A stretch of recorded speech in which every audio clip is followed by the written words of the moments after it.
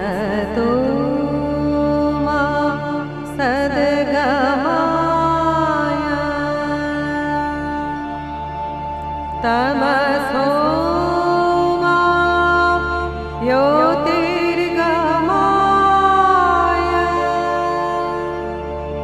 मृत्योर्मा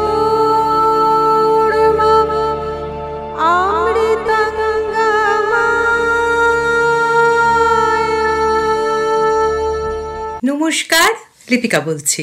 ৬টি সেমিস্টারের সম্পূর্ণ রবীন্দ্রসঙ্গীত পাঠ্যক্রমের চতুর্থ সেমিস্টারের এবং সার্বিক পাঠ্যক্রমের ৪৯তম পর্বে সকলকে জানাই উষ্ণ অভিনন্দন, অভ্যর্থনা ও স্বাগতম।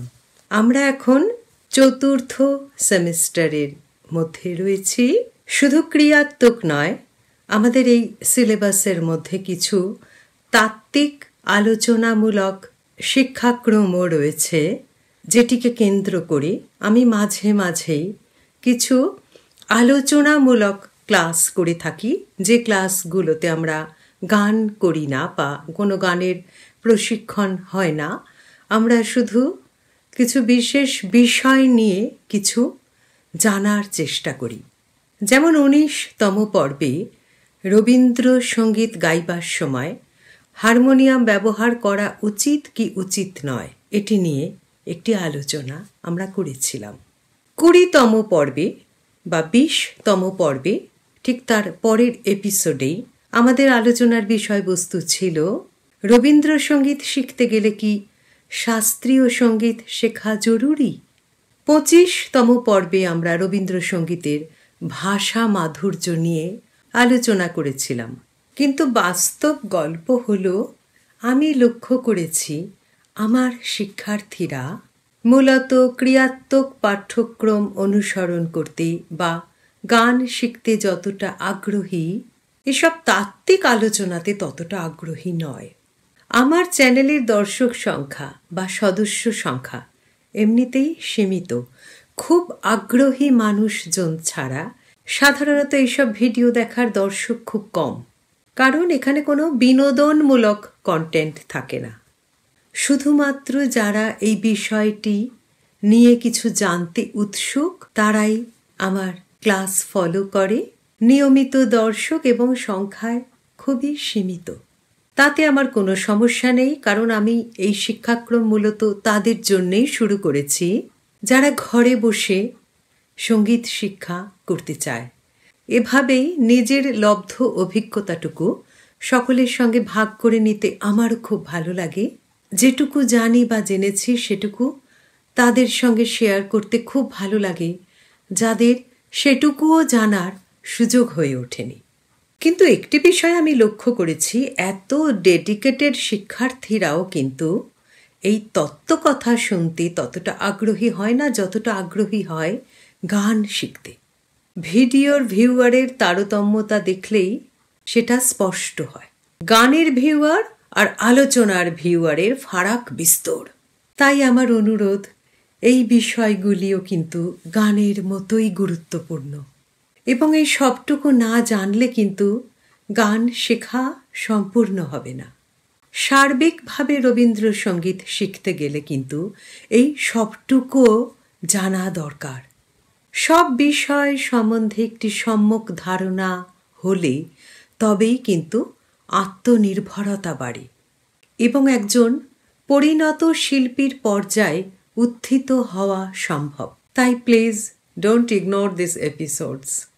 এই এপিসোডগুলোকে কিন্তু অবজ্ঞা করা উচিত নয়, বরং এই এপিসোডগুলোই একজন পরিণত শিল্পীর প্রস্তুতি পর্বে এক বিশেষ গুরুত্ব দাবি করে। আমাদের আজকের আলোচনার বিষয় সার্থক রবীন্দ্রসঙ্গীত শিল্পীর গুণাবলী। শাস্ত্রীয় সঙ্গীত শিক্ষার আসরেও আমি কিন্তু ৮০তম পর্বে ইংরেজিতে এবং বাংলাতে সঙ্গীত শিল্পীর দোষ, গুণ, গায়কি, নায়কি, good and bad quality of a singer, এই সব কিছু নিয়ে বিশদে আলোচনা করেছিলাম।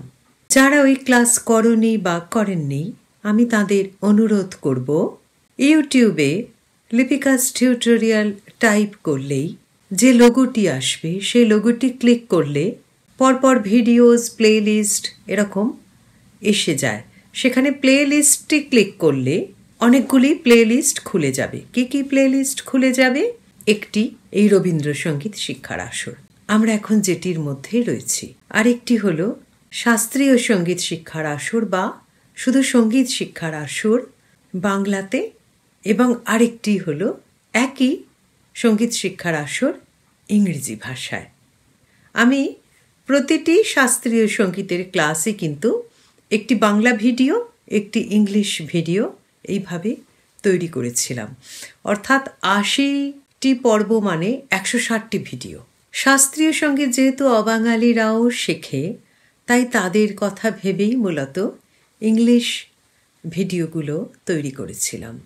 আমি অনুরোধ করব একবার যদি সেই ক্লাসে গিয়ে প্লেলিস্টের থ্রু দিয়ে যেভাবে আমি বললাম সেই ভিডিওটি দেখে আসা যায়, তাহলে একজন সঙ্গীত শিল্পীর কি কি গুণ এবং কি কি দোষ সেটা নিয়ে যে আলোচনাটা হয়েছিল সেটা দেখে এলে বা জেনে এলে একটা কমপ্লিট ধারণা হবে।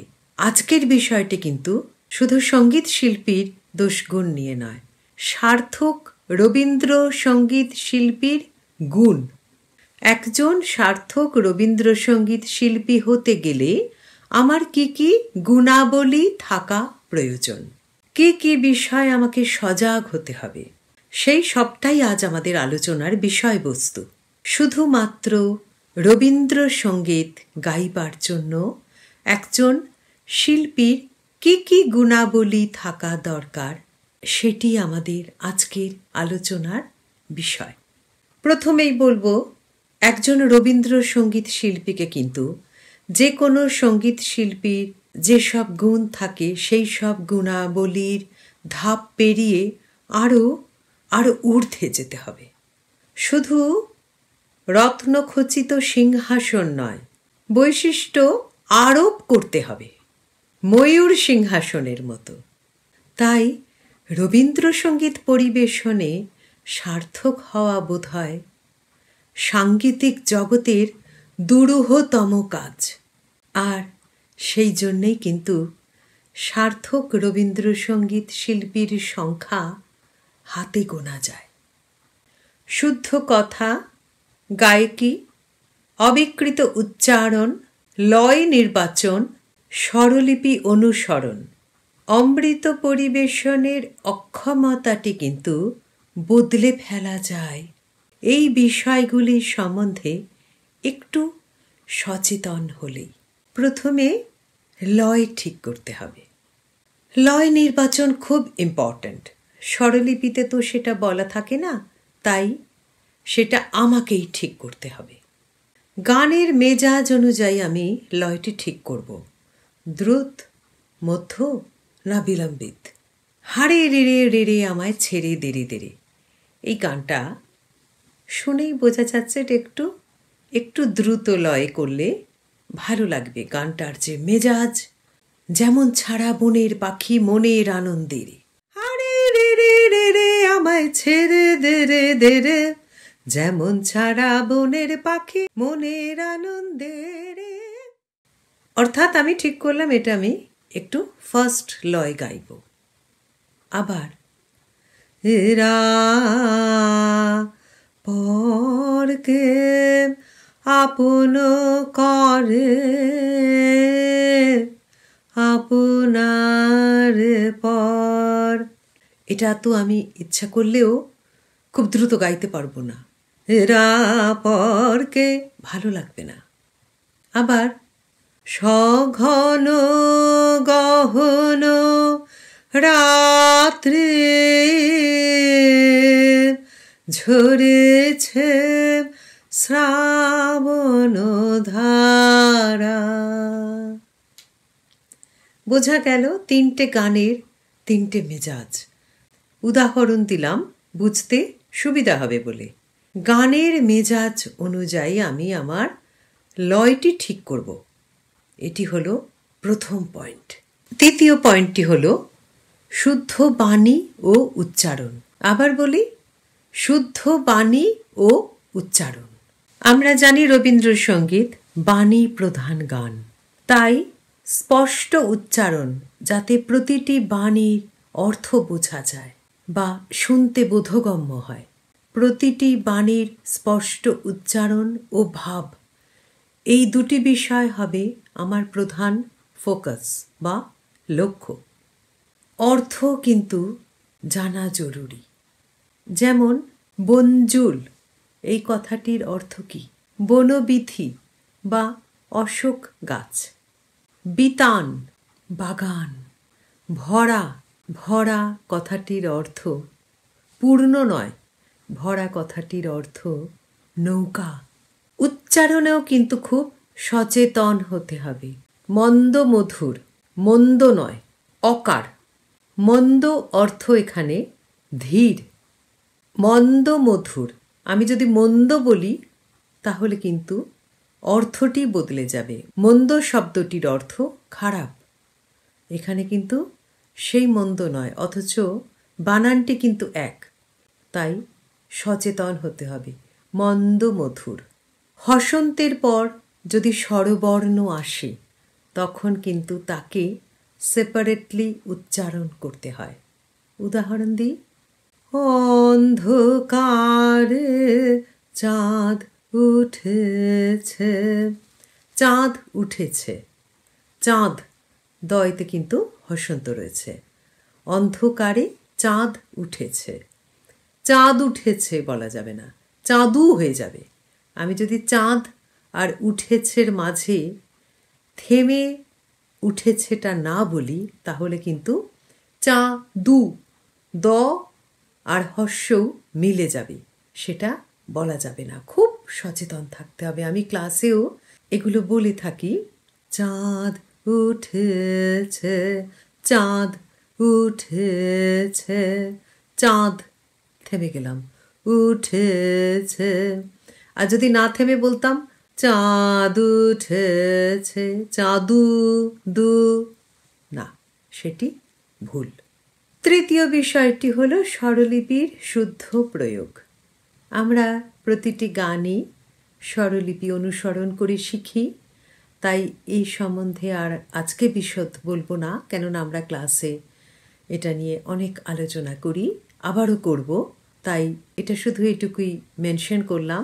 স্বরলিপি আমি সঠিকভাবে অনুসরণ করার চেষ্টা করব, এটা আমাকে মনে রাখতে হবে। চতুর্থ পয়েন্ট হলো মীর প্রয়োগের বিশেষ অভ্যাস, বিশেষ করে রবীন্দ্রসঙ্গীতে যেখানে মীরের ব্যবহার খুবই বেশি। অনুশীলনের মধ্যে দিয়ে দিয়ে এই স্কিলটা ডেভেলপ করতে হয়। রবীন্দ্রসঙ্গীতে মীরের ব্যবহার খুবই তাৎপর্যপূর্ণ, এমনকি তাতে ভাবের প্রকাশটিও প্রতিফলিত হয়, তাই সচেতনতা অত্যন্ত জরুরি। পরের পয়েন্ট, পঞ্চম পয়েন্ট, তালের সম্যক জ্ঞান, তাল সম্বন্ধে জ্ঞান। এটা তো আর বলার অপেক্ষাই রাখে না। কোন তালে আমি গানটি গাইছি, তার রূপটি কীরকম, তার কটি মাত্রা, কীরকম বিভাগ, তার ঠেকা, এই সবটুকু যদি ভালোভাবে জানা যায় তবেই তো আমার গান এবং তাল হাত ধরাধরি করে সমান্তরালভাবে চলতে থাকবে, আর আমিও তখন গানের আসল স্বাদটি এনজয় করব। তাই শুধু সুর নয়, তালের গুরুত্ব কিন্তু একদম সমান। সুর এবং তাল পরস্পরের পরিপূরক, সেটা ভুললে চলবে না কিন্তু। পরের পয়েন্ট, ষষ্ঠ পয়েন্ট, গান পরিবেশনের সময় যন্ত্রানুষঙ্গের আধিক্য, এই যন্ত্রের আধিক্য আমাকে বর্জন করতে হবে। Very very important point. আজকাল তো আমরা শুধু যন্ত্র নির্ভর অনুষ্ঠান শুনতে বা দেখতেই অভ্যস্ত হয়ে গেছি। বলতে দ্বিধা নেই, সুর, তাল, ছন্দ, লয় এবং ভাব, এই বোধগুলি যদি আমার পোক্ত হয় বা পাক্কা হয় তাহলে কিন্তু যন্ত্র দিয়ে আসর জমাবার বা সামাল দেবার প্রয়োজন হবে না। দুর্বল প্রকৃতির গায়ক গায়িকারাই যন্ত্রের ঝংকারে একটা সাময়িক বাজিমাতের চেষ্টা করেন। আমার কিন্তু বলতে কোনো দ্বিধা নেই, কারণ আমি রবীন্দ্রসঙ্গীত নিয়ে কথা বলছি। কদিন আগে ডোভারল্যান্ড মিউজিক কনফারেন্সে আমি গিয়েছিলাম। সারা রাত শুধু রাগ রাগিনীর জগতে কাটিয়ে এলাম। সেখানে যন্ত্র বলতে কি ছিল? তানপুরা, হারমোনিয়াম এবং তালবাদ্য, বা যারা যন্ত্রসঙ্গীত পরিবেশন করলেন তাদের বাদ্যযন্ত্রটি। সেখানে কিন্তু কোনো ইলেকট্রনিক ইনস্ট্রুমেন্টের প্রয়োজন হয়নি, কারণ শিল্পীরা প্রত্যেকেই অত্যন্ত কুশলী এবং দক্ষ। তাই কোথাও কোনো ফাঁকিবাজি ছিল না, বরং যোগীর মতোই সাধক বা সাধিকা রূপে তাঁরা এক একটি রাগ রাগিনীকে ফুটিয়ে তুললেন তাঁদের মতো করে, তাঁদের কণ্ঠ মাধুর্যে বা হাতের স্পর্শে। বিশেষ করে রবীন্দ্রসঙ্গীতের মধ্যে দিয়ে তো আমাদের প্রাণের কথা সুরে তালে প্রকাশিত হয়। সেই গানে যন্ত্রের আধিক্য কিন্তু গানের প্রতি অসম্মানেরই প্রকাশ, যার কোনো ক্ষমা হয় না। অ্যাটলিস্ট আমরা তো না করি। রবীন্দ্রসঙ্গীত নিজের স্বকীয়তায় এমনিতেই পূর্ণ, তার যন্ত্রের সাপোর্ট লাগে না। 7ম পয়েন্ট, উপযুক্ত সঙ্গতদার নির্বাচন। যে কেউ বাজিয়ে দিলেই হলো না। যিনি রবীন্দ্রসঙ্গীতের সঙ্গে বাজাবেন তাঁরও কিন্তু রবীন্দ্রসঙ্গীত সম্বন্ধে একটি ধারণা থাকা জরুরি। বিশেষ করে রাবীন্দ্রিক তালগুলি। কোথাও যেন সঙ্গতকারী গানকে ছাপিয়ে না যান। শিল্পী এবং সঙ্গতকারীর মধ্যে কেমিস্ট্রিটা সঠিক আনুপাতিক হতে হবে, তবেই কিন্তু গান কথা বলবে। নেক্সট পয়েন্ট, উপযুক্ত বাদ্যযন্ত্র নির্বাচন। আমাকে ভেবে নিতে হবে আমার এই যে গানটি আমি পরিবেশন করব সেটির সঙ্গে কোন বাদ্যযন্ত্র ভালো লাগবে। ধ্রুপদাঙ্গের গানে সেই রকম বোল বা খোয়াজে অনেক বেশি খোলে, কখনো কখনো এসরাজ অত্যন্ত সহায়ক হয়। তানপুরা কোথায় কখন কি বাদ্যযন্ত্র ব্যবহার করলে যে গানটি আমি গাইছি সেটি খুব সুন্দরভাবে প্রকাশিত হবে, সেই সিদ্ধান্ত কিন্তু আমাকেই নিতে হবে, এবং খুব গুরুত্বপূর্ণ সিদ্ধান্ত। আমি অভিজ্ঞ মানুষদের কাছ থেকে শিখতে পারি, জানতে পারি, তাদের গাইডেন্স নিতে পারি। আমি সব জানি, আমি ভেবে নিয়েছি এটাই করব, এখানে এটা ছাড়া ভালো লাগবে না। না, আমার মনে হয় গুরুজনরা, পণ্ডিত মানুষরা, যারা দীর্ঘদিন রবীন্দ্রসঙ্গীতের মধ্যে রয়েছেন, তাদের যেসব ওয়ার্কশপ বা কোনোভাবে যদি আমি কিছু শিখতে পারি, সেগুলো কিন্তু আমাকে খুঁজে বার করতে হবে আমার নিজের তাগিদে। বিষয়টি কিন্তু অত্যন্ত উচ্চ মার্গের, ভুললে চলবে না। স্পর্শ স্বরের প্রয়োগ রবীন্দ্রসঙ্গীতে যেটি অত্যন্ত গুরুত্বপূর্ণ। মীর এবং স্পর্শ স্বর। স্পর্শ স্বরকে ইংলিশে বলে গ্রেস নোটস, যা গানকে গ্রেসফুল করে। এই বিষয়ে ক্লাসে গান শেখাবার সময় আমি প্রায়ই বলে থাকি, তাই আজকের এই এপিসোডে স্পর্শ স্বর নিয়ে আর ডিটেলে গেলাম না। 10 নম্বর পয়েন্ট, রাগাশ্রয়ী গানে সেই রাগটি সম্বন্ধে একটু জ্ঞান থাকা জরুরি, নইলে তো আমি বুঝতেই পারবো না। কোনো একটি গান আমি শিখছি, সেটি আশাবরী ভৈরবীর প্রভাবে প্রভাবিত। আমি আশাবরীও বুঝি না, ভৈরবীও বুঝি না, তাহলে আমি কি বুঝবো? আমি তো এনজয় করতে পারবো না। আমি যদি রাগটা জেনে আসি বা রাগটার সম্বন্ধে আমার একটা ধারণা থাকে, তবে আমি বুঝতে পারবো, আমি অ্যানালিসিস করতে পারবো এবং আমি এটাও ভাববো যে এই কথা, এই বাণী, তার সঙ্গে এই রাগটাকে উনি কেন নিলেন, একটু বিশ্লেষণাত্মক দৃষ্টিভঙ্গি নিয়েই তো চলতে হবে। তাই রাগাশ্রয়ী সঙ্গীতে সেই রাগটির সম্বন্ধে জ্ঞান এবং রাগ, সুর ও বাণীর মহামিলনের এক সুকৌশল প্রয়োগ, এই পয়েন্টে নিয়েও কিন্তু আমরা ক্লাসে আলোচনা করি এবং আমি যতটা পারি সেই রাগটিকে গেয়ে গানটির সঙ্গে দেখাতে চেষ্টা করি যে গানটির মধ্যে সত্যিই সে রাগটির কতটা প্রভাব। 11তম পয়েন্ট, কথা ও সুরের যে মিলন, সেই মাধুর্য উপলব্ধির সযত্ন প্রয়াস। আবার বলি, কথা ও সুরের মিলনের মাধুর্য উপলব্ধির সযত্ন প্রচেষ্টা, সেটাই তো মুখ্য। নইলে তো গানটি ভাবহীন হয়ে যাবে, গানের ভাবই আমি ফুটিয়ে তুলতে পারবো না যতক্ষণ না আমি গানের বাণী এবং সুরের সম্পৃক্তিকরণটি অনুধাবন করছি এবং রপ্ত করছি। 12তম পয়েন্ট, সঙ্গীত বিশেষে কণ্ঠের উপযুক্ত প্রয়োগ, অর্থাৎ গান নির্বাচন। Very important. সব গান কিন্তু সবার জন্য নয়। আমাকে একটা সীমার মধ্যে নিজের ওজন রক্ষা করে চলতে হবে। কোন গান গাইতে আমার ভালো লাগছে সেই ধরনের গানেই কিন্তু আমাকে কনসেন্ট্রেট করতে হবে। নিজেকে ফাঁকি দিলে চলবে না। আমার ভালো লাগছে না সেটা গাইতে, অথচ আসর জমাবার জন্য বা মানুষকে এন্টারটেন করার জন্য আমি নানা রকম গান নিয়ে আমার লিস্টটি তৈরি করে ফেললাম, না, ভালো হবে না। তার থেকে আমি যদি দুটি গানই গাই সম্পূর্ণভাবে আত্মমগ্নতা দিয়ে, আমি সার্থকতার পথে অনেকটা বেশি অগ্রসর হতে পারব।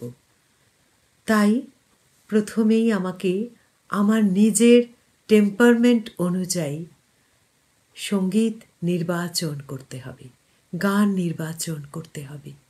যেটা আমি পারছি না, কষ্ট হচ্ছে, আমার ক্ষমতায় নেই, সেটা কেন আমি নিয়ে জোর জবরদস্তি করে, গানটারও অসম্মান, আমার নিজেরও অসম্মান।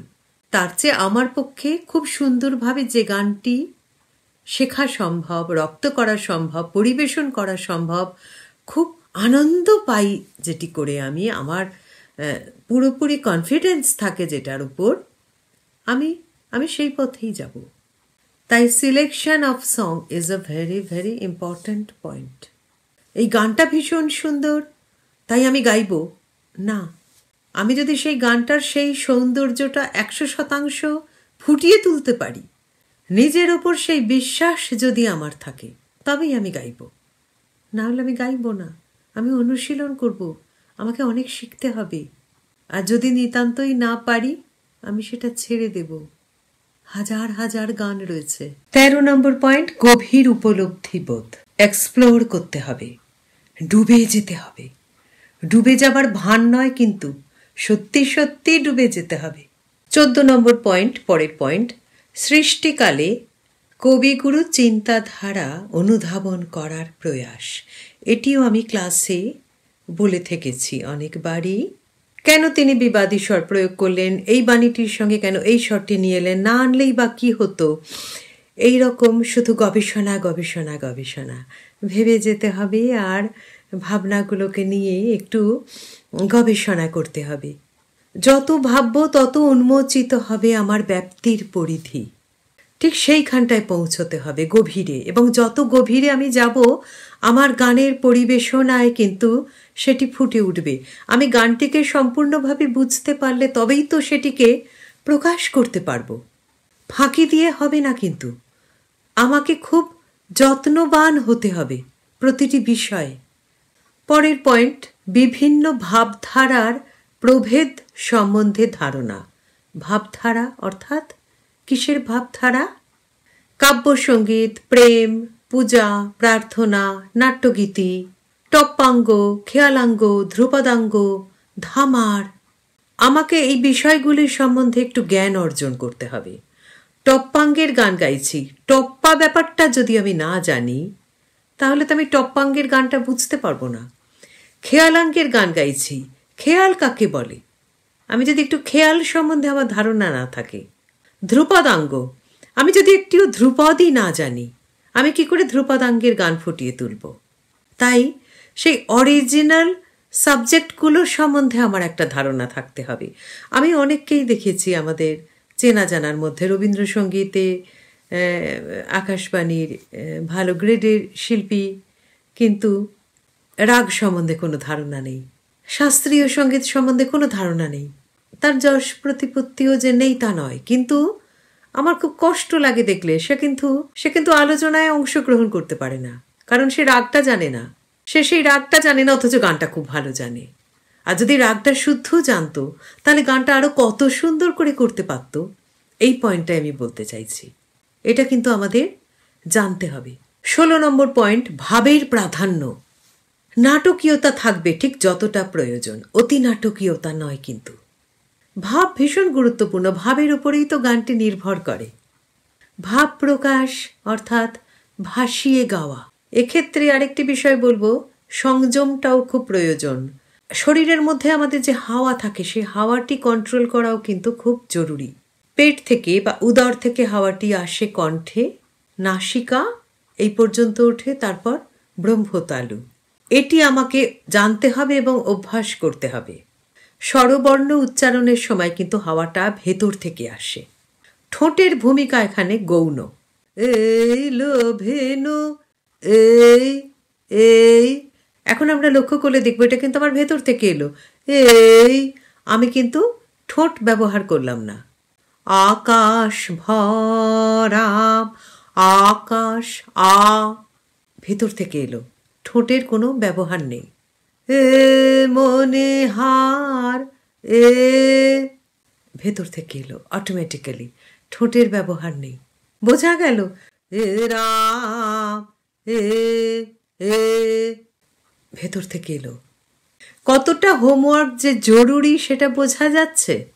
তবেই তো সেই সব শিল্পীদের গান শুনে আমরা রবীন্দ্রনাথের গানে ডুবে যেতে পারি। যত ভাববো তত সুন্দর হবে। ভাব প্রকাশ হলো ভাসিয়ে গাওয়া। রাত্রে সে যেথায় মিশে দিনের পারাবারে, তোমায় আমায় দেখা হলো সেই মোহনার ধারে, সেইখানেতে সাদাই কালোয় মিলে গেছে আধার আলোয়। ভাসিয়ে দিলাম। নিতল নীল নীরব মাঝে বাজলো গভীর বাণী, ভাসিয়ে দিলাম। 17 নম্বর পয়েন্টে এসে গেছি আমরা। রবীন্দ্রসঙ্গীতের গায়কী। এই নিয়মগুলি যদি আমরা মেনে চলি, যেগুলো এতক্ষণ আমরা আলোচনা করলাম, তাহলেই আমার রবীন্দ্রসঙ্গীতের গায়কী এসে যাবে। কিন্তু শুধু সেদিকেই মন দিলে চলবে না। নিজের কণ্ঠ নিঃসৃত যে সাবলীল পরিবেশনা, সেটাকেও অক্ষুণ্ণ রাখতে হবে, নইলে অভিনয় হয়ে যাবে। আমি গায়কী নায়কী তফাৎ বুঝিয়েছিলাম। গায়কী হচ্ছে আমার অরিজিনাল স্টাইল, আমার সিগনেচার, সেইটা আমার গায়কী। আর নায়কী, আমি কাউকে অন্ধ অনুকরণ করছি, সেইটা নায়কী। আমাকে আমার গায়কীতে স্থির থাকতে হবে। অর্থাৎ আমি রাবীন্দ্রিক নিয়মে নিজের স্টাইলে গাইব। আবার বলি, আমি রাবীন্দ্রিক নিয়মে নিজের স্টাইলে গাইব। সেটাই হবে আমার সার্থকতার মূল সোপান। রাবীন্দ্রিক নিয়ম ফলো করে আমি নিজের স্টাইলে গাইব। সব শেষে বলা যায়, সার্থকতার মন্দির দ্বারে পৌঁছবে সেই গায়ক বা গায়িকা যে কাব্যসঙ্গীত, ঋতুসঙ্গীত পরিবেশনে সজ্জিত মনোহর, আবার ধ্রুপদ ধামার ব্রহ্মসঙ্গীত পরিবেশনে সন্ন্যাসীর ধ্যানমগ্ন মূর্তির মতো। সেই শিল্পী কিন্তু এই সার্থকতার মন্দির দ্বার পেরিয়ে বিগ্রহের সঙ্গে আত্মিক মিলনের অধিকারী হন, যার হৃদয়ের চিন্তাধারা প্রবাহিত হয় রবীন্দ্রসঙ্গীতের অনুপম আদর্শের দ্বারা। পশ্চিমে ঘন মেঘের দামামা যখন বাজে, তখন যার হৃদয় তরঙ্গ উত্তাল হয়ে ওঠে, কিংবা বসন্তের ফোটা ফুলের মেলা যার তুষারাবৃত চেতনাকে রঙিন করে তোলে, তিনি তো ঈশ্বরের সঙ্গে এক সহজ যোগসূত্র স্থাপনের মাধ্যমে গেয়ে উঠতে পারেন, যে ধ্রুবপদ দিয়েছ বাঁধি বিশ্বতানে, মিলাবো তাই জীবন গানে।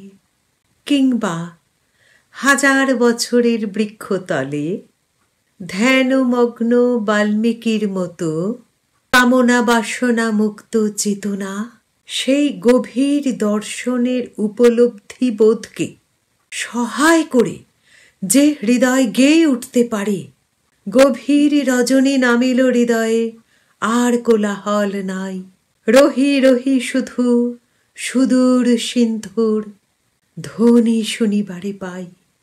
অবিশ্রান্ত প্রচেষ্টা ও অভ্যাস অনুশীলনের দ্বারা শুধু এই গুণাবলীগুলো আয়ত্তে আনলেই চলবে না, ভাবের চক্ষুদান পর্বটিও ঘটাতে হবে সেই মৃন্ময়ী প্রতিমার মাটিতে। বোঝা গেল কি বলছি?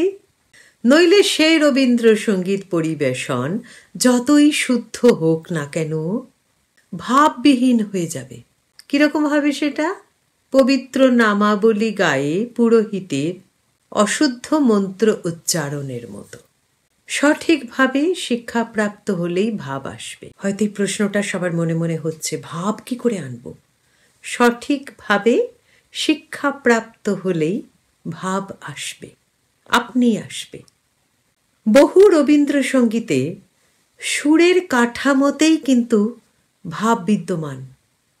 অর্থাৎ আমি যদি গানটা সুন্দর করে গাইতে পারি, তাহলেই ভাব প্রকাশ হয়ে যায় আপনি। এত সুন্দরভাবে বাণী সুরে বাঁধা, সেসব গান না বুঝে গাইলেও অন্যের ভালো লাগে। কিন্তু খেয়ালাঙ্গ, ধ্রুপদাঙ্গ, টপ্পাঙ্গের গানে শিল্পীর সার্থকতা প্রমাণের অপেক্ষা করে। তাই অবশ্যই গভীর অনুভূতি এবং উচ্চাঙ্গ সঙ্গীতের প্রতি সম্যক জ্ঞান থাকতে হবে। তবেই একমাত্র কথা ও সুরের এই অর্ধনারীশ্বর রূপের প্রকাশ ঘটানো সম্ভব। অর্জুনের মতো বলিয়ান হলেই শুধু হবে না, তুলে নিতে হবে সার্থক শিল্পীর গুণাবলীর অস্ত্র, আর ভাবের সারথি রূপে সঙ্গে কৃষ্ণকেও চাই। তবেই একমাত্র সম্ভব রবীন্দ্রসঙ্গীতের জগতে পাণ্ডবদের গৌরবমণ্ডিত অধ্যায়ের সূচনা। তাই শুধু গান শেখা নয়, আমরা বাঙালি হয়ে যখন রবীন্দ্রনাথকে ইনহেরিট করার সুযোগ পেয়েছি, তখন আমাদের দায়বদ্ধতাও বেড়ে গেছে অনেক। আশা করি এই সামান্য ক্লাসের সীমিত সময়ে এটুকু অঙ্গীকার আমরা অবশ্যই করতে পারি। খুব কি কঠিন? সার্থক রবীন্দ্রসঙ্গীত শিল্পীর যে গুণাবলীগুলি নিয়ে আজ আমরা আলোচনা করলাম, এটা কি খুব কঠিন কিছু? না, খুব কঠিন কিছু নয়। আমি পারবো, আমাকে পারতেই হবে, আমাকে অঙ্গীকারবদ্ধ হতে হবে। আজ তবে এটুকুই থাক, দেখা হবে আবার পরের পর্বে। असतो